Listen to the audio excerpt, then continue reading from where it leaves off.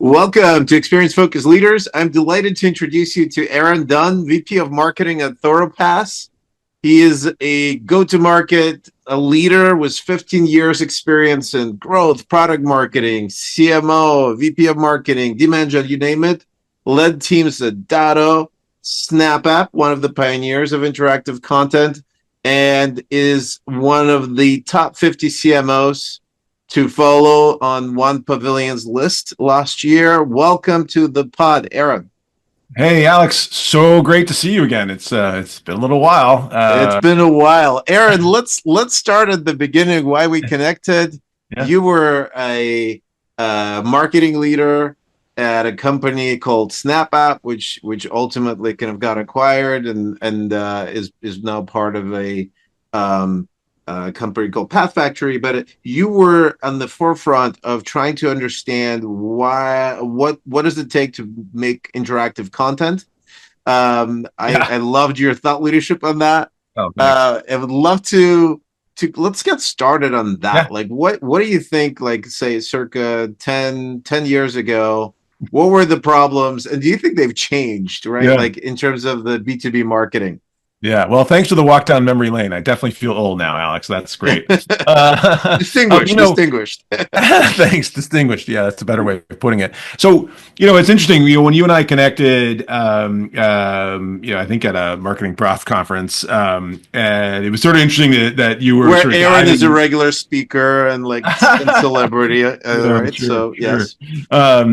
The problem of interactive content in the thesis of interactive content was then that there's so much content being produced that's produced in a boring PDF that we were trying to ask people to download and hope that person becomes a lead, that the function of content had become much more about getting to an outcome as opposed to actually delivering an experience. What we found at the time is that delivering content in a more interactive way got people to engage. And it got people to engage differently than just downloading a static PDF. I think we jokingly at one point probably had a graphic that had the PDF logo in the middle with a red slash through it, like let's do away with PDFs. But they were the currency of the realm. People knew how to produce a PDF. But buyers and prospects at the time, would download the piece of content, but probably never read it. And so can we create a more dynamic experience with that content? And candidly, I think we had a really great early traction. And I think that there was a lot of interesting insights being driven, by companies like SnapApp, and there was others at the time.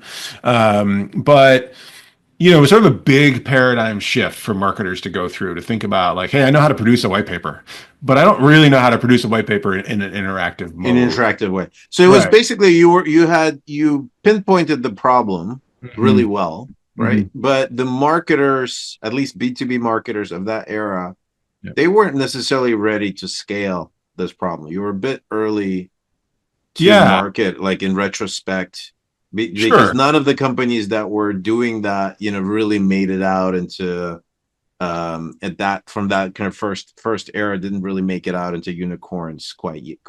For sure not. I think there's a lot of good ideas. There's a lot of great technology that was produced. I think SnapApp was one of the companies that sort of got to some real traction. In full credit to the team there, and Seth and Russell did an amazing job sort of building that business. But the next level, right? How do you get to do this at scale became challenging, at least it seemed at the time. Fast forward to today, I think the problem honestly still exists in that, how people consume content has now changed. We're much more into, TikTok until the US decides to figure out what they're going to do there.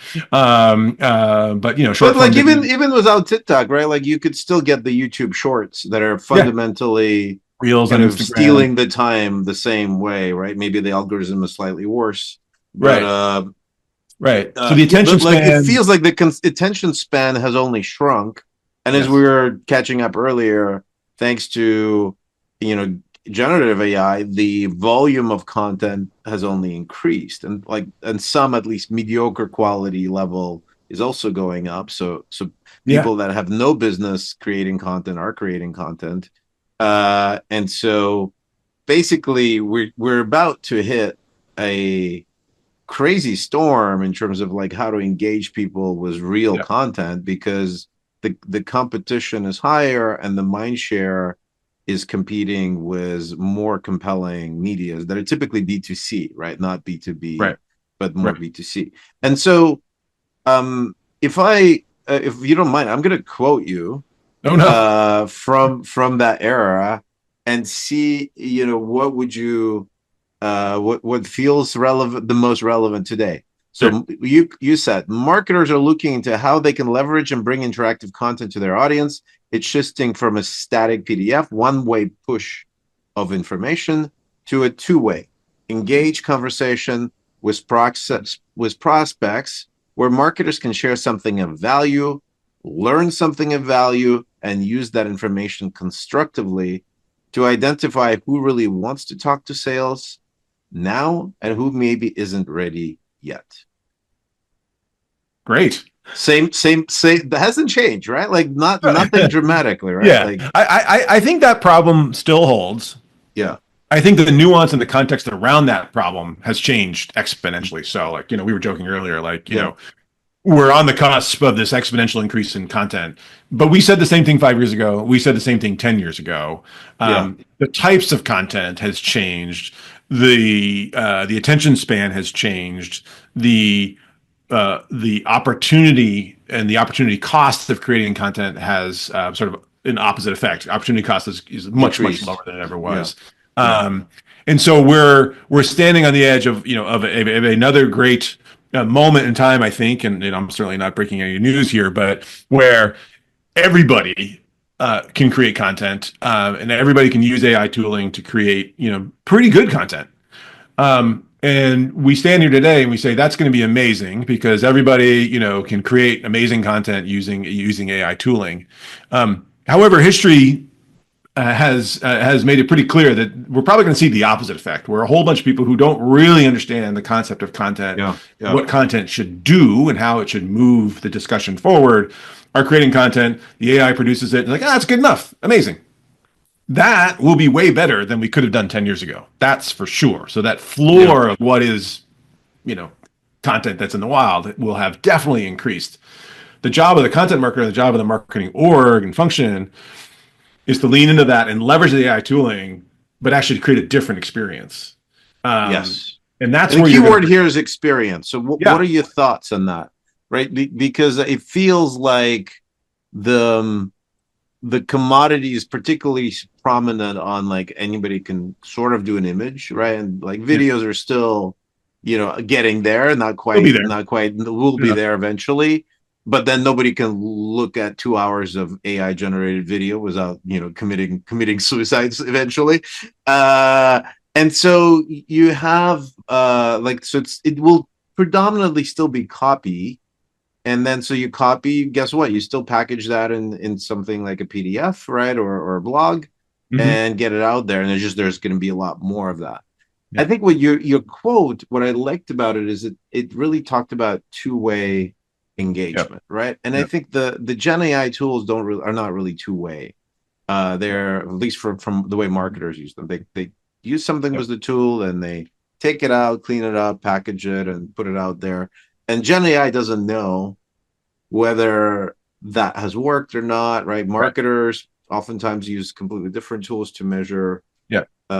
effectiveness. So sometimes content marketers are not exactly the rock stars of measurement of the content that they put out. Sure. Uh, The channels are the same. That's yeah, the perhaps what you're channels the driving at. channels are similar, right?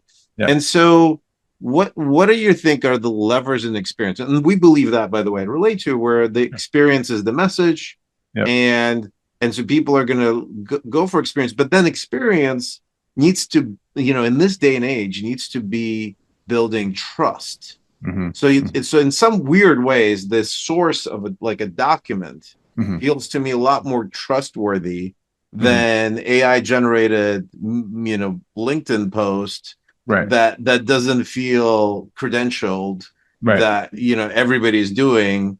Like a document that actually has structure, has some credibility, that can be conversational, so I don't have to go on yeah, page one, page yeah, two, yeah, yeah, kill me yeah, now on my yeah, phone, right? But it still has that credibility that are Yeah. like, oh, I could look at a quick summary of that and get some insights and feel like it's there's substance there. What's your Yeah. thought on that experience of credibility? Well, and I think you're onto something super important, which is when AI can create good content or good enough content. When you have agents and bots talking to other agents and bots, it gets a lot harder to establish trust and establish credibility. And what does that even look like, right? So, not a political discourse, but we're seeing this here in America today, where people have different sets of facts, and they're taking action based on those different sets of facts. That's not new. This is since the town square, town Yeah. crier, like that's Yeah. we've experienced that in the world. But the speed and the pace at which you can disseminate content in a B2B context has increased. However, I think the second order challenge here is that the channels of distribution haven't changed all that much, right? So Right. we still have LinkedIn posts. We still have blogs. We still have PDFs. We still have websites. We now have podcasts at scale. We have TikTok. We have Reels. So there's new mediums. But at the end of the day, you still have an ability to push content out in a particular format, and then people can comment on it. Yeah. But we haven't yet still sort of devised a way to sort of make that a two-way dialogue that can happen in more near real time. Adding chat, live human chat or chatbot experiences onto websites is a component of that. But until, and I'm not going to relay to his horn here, but I sort of am, like, until you sort of rethink the paradigm of communication and interaction, which is what the original set of interactive providers were attempting to do. You're still sort of faced with a one-way dialogue, even though you've papered around the edge. Let's talk about that, because I think the insight that we got, like when we looked at it from historically, interactive content was a marketing innovation, right? It didn't like, it was designers and marketers really like were the two target audiences for this. And what sadly was outside of the website, right? Like, marketers are not world-class expert at interaction. Who are the world-class experts at interaction? It's sellers, right? It's maybe teachers that are like using Socratic method. And so the whole discipline of bringing the notion of interaction is problematic, because marketers are more like controlled storytelling experience, right? Like maybe Q&A at the end, right? Like type something like that. And I think one of the quirks of fate, when we were building Relayto, we had both marketers as customers and teams that were doing super high stakes sales. And sometimes there were marketers attached to them. They called either like opportunity based marketers or account based marketers, but they're very much attached to the sales team to support a conversation when the salespeople are not in the room. And so they noticed they drove some features, and the features were more about creating a really interesting nonlinear journey, like really like figuring out like a great discussion is like, hey, we could, we have this on the agenda. Let's dig it. Like, these are the three options that we could spend our time on today. Where do you want to drill in? And then people drill in, and then you go directly to that area, and you let them choose. So you're getting that feedback. So so there's a feedback loop, but it's still a journey that's not totally random, like ChatGPT or like we have that obviously, but that has a degree of unpredictability to it, which is part of the feature of that mode. But in some ways, you could design, if you're really clever, it's like, hey, if you're this person, this type of company, then these are the three most common challenges. Which one you want to drill into today? That feels authentic. That feels real, right? Like that feels like, hey, I'm choosing my adventure, but I don't have to think too hard. I don't have to read too. Like, it feels. So that some of that we tried, but it just didn't scale. Like, because to design that was very, you needed to go outside of the PDF paradigm and PowerPoint paradigm and do things. Now we're seeing now success was that because we can take that PDF and turn it into that. It was a little maybe cleverness in how you design the PowerPoint or the InDesign. What's your take on that particular element? Like, Was it just not developed enough, or it was too early? Like the necessity wasn't there to have that deep interaction? Yeah, I think um I mean, look, I'm of an age Yeah. where, we had the choose your own adventure books, right? Which is Right. like, okay, well, on page 3, I can make a choice. And if I chose A, I go to page 52. And if I chose B, I go to page 22, Yeah. right? Yeah. Like, but the central theme of those books then, and hasn't really changed, is you need a content stream to match each of those journeys. Mm. And those journeys grow exponentially, right? So in those early days of the paper book, when people actually read books as kids, there's 4 or 5, right? You only got 4 or 5 chances and choices in the book because, they can't go on exponentially. In the digital world, in the early days of interactive, it's like, hey, you could tree all this out, right? Okay, make a decision here, yes, no, and you have a different parallel for no and a different parallel for yes, and then yes, no, yes, no, yes, no, yes, no. And the early days of personalized content on the web at scale, like, all right, cool, we're going to be able to tailor content down to a unique persona. That takes a lot of content. That's a lot of content and a lot of work and a lot of planning. And Yeah. and it takes a lot of thought on the individual who's in consuming that content. Like, how many Yeah. choices are they going to make before they're like, I'm good, I'm out, right? Yeah. And in a sales setting, their entire, in that interaction, either digitally or on Zoom or live, the whole engagement is designed to get you through those gates out the other side, and ultimately, hopefully, to close one business. In a more passive setting where I'm just consuming content in the wild, I don't have the attention span to make 3 choices.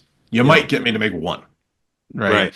And then you're like, all right, well, cool. Again, the central thesis, back in the day was, well, if the experience is so good, you'll stay with me and you'll engage, right? Yeah. So, Yeah. we had run a test back in the day where, once you filled out the demo form and requested a demo, we were able to, push additional content to you, Yeah. to set Based up, on that form. Yeah. on the guise of setting up the context for the demo, and we got people through that experience at a pretty high rate. But they'd already done the thing. They'd already filled out the form. We'd already counted them as lead. We already routed them to sales. And not that their regard was down, but now they're like willing to engage. In a passive setting, it becomes really hard to deliver that, and then your expectations of what the outcome looks like, and then the question becomes, is the juice worth the squeeze, right? So if I get 1,000 people to read to download the PDF, and I get 12 out the other side who actually engage with the interactive experience. Was that good? Yeah. It might actually have been amazing, but it's Yeah. hard to structure that. Well, a couple of things that we've been seeing, I'd love to get your reaction Sure. on, kind of through the lens of you being, operational CMO, is one, we've seen, so there was this sort of tension where you could lose leads if you gate stuff, but they're Yeah. going to be higher quality leads. And in fact, Yeah. you've kind of spoken on that, like that marketers should kind of stop Ungated. counting leads Yeah. and start focusing on high quality MQLs that actually are engaged and willing to buy. Still true, obviously, but we found that doesn't need to be that dichotomy if you delay the gating. Yeah. Because the drop off is still huge, right? Like, hey, I have the world of free content, and this kind of obnoxious marketer is asking me to like fill in my personal details to be bombarded by reps before I know what's in there, right? Before I started like getting in. And so that's like this sort of friction. And there's anywhere from 90 to 95% drop off on that. Imagine you delay that, right? And then you engage, and we'll talk about that later. So at the end, you could have more people exposed to your content, right? Like in general, because you're not gating. And then because more people are exposed, like a higher version of the right ones will actually be like committed and will still fill out the form for something else, right? You maybe download that thing, maybe whatever it is, right? Yeah. So you're going to get both more education and then more leads, and the leads that you're going to get are going to be actually the ones that have read the thing that you want them. So they're in the sales process, and they might even go from I filled out my information to what we're seeing is people are increasingly adding book a meeting. So because that's the real gold star there, right? So the meeting booking, not like to be reached out and by someone. So so we're seeing this is one opportunity, and then reaction, like, does that feel right? Like as a breaking that dichotomy that you're losing you're losing Yeah. leads. So in the purest form of theory, as taught in marketing class in Mhm. business school or undergrad or wherever, in the zeitgeist of the influencers on the interwebs, you want to build an engaged audience with your ideas. The companies, the teams that deliver the best ideas that resonate most clearly with your intended audience are going to win. So with that as an overarching statement, if you stipulate that's true, your job is to deliver your ideas in a format that is easily accessible and consumable that your prospects want to engage with, and they will find themselves in. That's amazing. Make all of your content free, bet on the future. They will come to you eventually. It's the eventually part that screws up 95% of Yes. marketers. Yeah. There are very few companies who have figured out the tiger by the tail and can build an engine on the waiting for them to come to you. HubSpot obviously built their entire business this way, but they were really early. There's other companies that we're seeing now today who have, creating momentum. Hockey Stack comes to mind. But look, even HubSpot, they had delayed gates, right? I don't Yeah, think it well, was like that was back in the day, right? So, yeah. but Hmm? it did a lot of outbound in the inbound days. Yeah. The to their credit. So, but 95% of the world lives in this mode of like, hey, I need to deliver a number, hopefully revenue. Unfortunately, more often than not, MQLs. But like leaving that discussion aside, on a monthly basis. Yeah. And when you're in that mode, you have to figure out how to balance I want my ideas to win in the marketplace because that'll eventually come to me, and I need to actually deliver something that the sales can deal with today. In that tension is the problem. But I think so the most marketers delaying the gate is part of the solution, right? Like potentially, yeah, because it's right, one of the ways where it says like, hey, we get the value of both objectives, right, right? And and we could so achieve both. And right, that's what I don't like the sort of where, oh, we it's one or the other.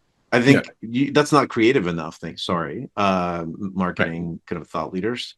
yeah, Can we be creative? The other one that like the other theme there, like the assumption, right? Like as we earlier discussed that you're going to engage people is no longer a stated assumption unless they're like gung ho like crazy on your content, right? Like they're in heat to buy.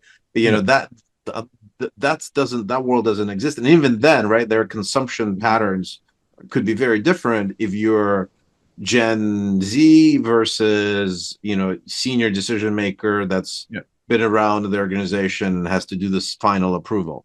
right, And but they all may want to have start easy, start small, and then kind of get into the depth. And so my thought process on this is that when you brought up there's different mediums, maybe the channels are kind of similar.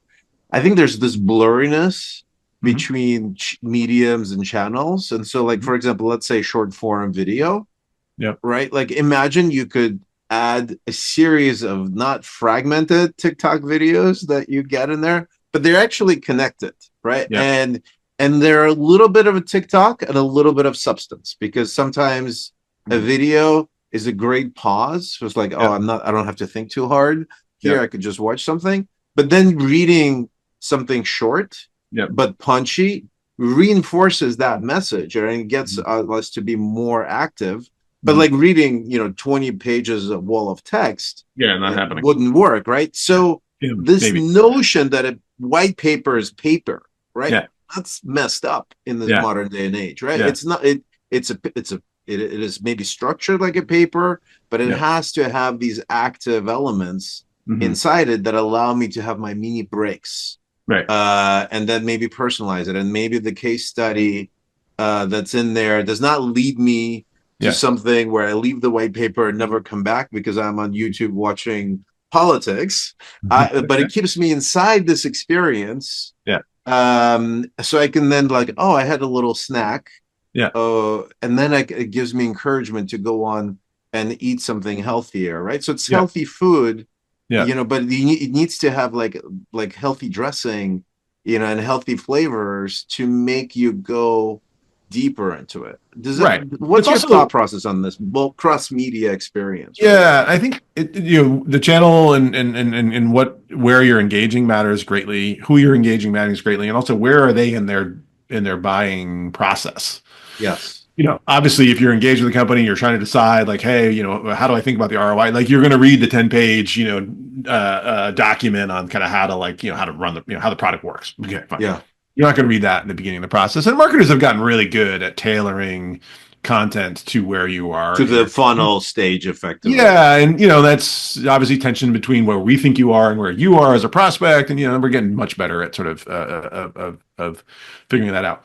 Where the one channel that is new over the last 5 years, I think, is which we haven't talked about, is the communities of like minds.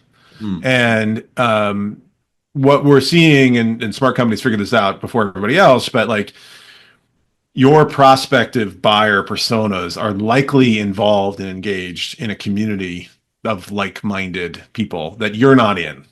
Mm.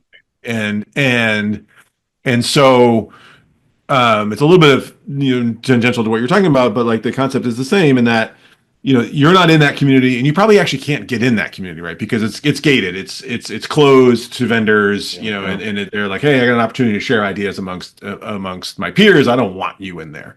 Some companies saw this trend and started buying communities, right? Pendo bought a community, HubSpot bought a community, others way back when ConnectWise bought a community, and did a really good job of saying, hey, even before that, Rapid7 bought a community, and all those companies did a really good job of sort of keeping the community over there. But they were able to engage and connect. Sixth Sense did an amazing job of actually building that community of marketers, and we all know it's Sixth Sense is running it, but they do a really good job of sort of staying out of it, right? And that's a really interesting paradigm, because now they are in the discussion without actually having to inject themselves in the discussion. That is really hard to do, but when we think about that, you can't show up in those communities with a 10-page PDF.